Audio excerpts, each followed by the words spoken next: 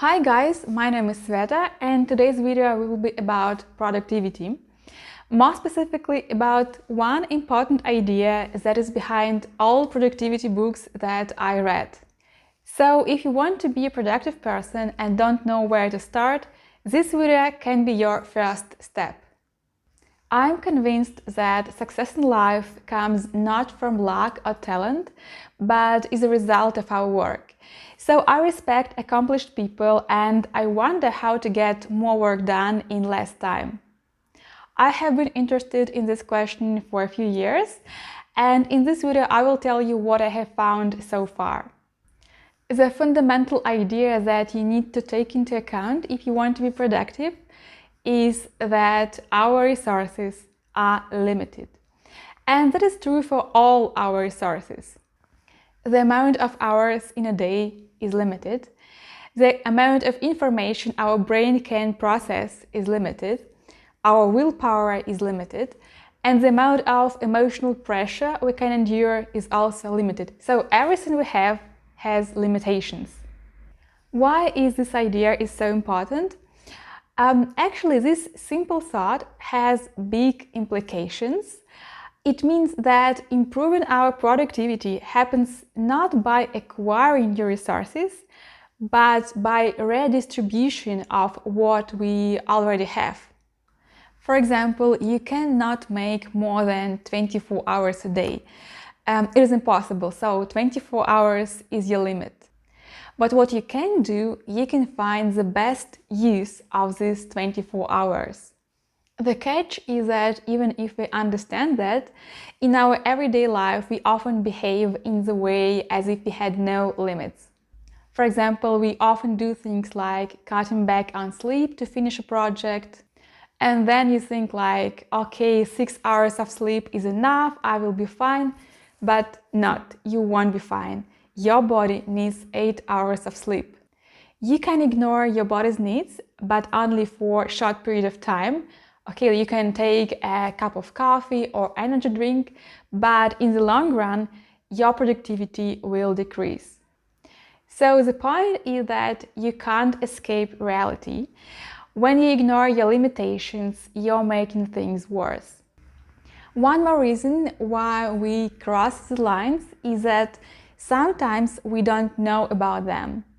If the need of sleep is clear, some other needs are more complex and we are not fully aware of them, or we have some beliefs about them that are not true. For example, you may believe that you are a strong person, that you can be in a stressful situation without being affected by it, but then you find yourself in the midst of depression because your emotional resources are limited, the same as your physical ones. This word limitations may sound negative as something that restricts us, but try to think about it in a different way. Humans learned how to fly not because they denied the force of gravity, but exactly because they recognized it. If you ignore the force of gravity and jump off a cliff, you will die. But if you recognize it and learn how to deal with it, you can build a plane or even a rocket. It works the same with our personal limitations. I suppose all productivity books, in essence, teach us how to recognize our limitations in different spheres of life and then how to deal with them. For example, if you need time to do important things, you have to remove extra stuff from your calendar because time resources are limited. If you want to be focused while working, you should take care of your sleep schedule. If you want to keep high level of motivation and work without burning out, you should allocate enough time for your vacation. Right now, try to think about one sphere of life where you tend to deny your limitations or where you have never asked yourself about your limits. About myself, I can say that I used to overestimate my time resources. I thought I could do more things simultaneously, but in fact, I couldn't.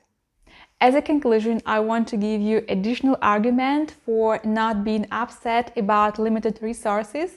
The truth is that if we own something, we always want more. There will never be enough resources. If we had 36 hours per day, we would complain that it is too little, that we need 58, and so on. So the only way to be productive is to accept reality, being grateful for what we have, and to find the best use of our resources. This is all for today. I hope it was useful. I will make the second video about productivity, about 4 main energy sources. And I will leave the link to the second video down below. See you soon. Bye.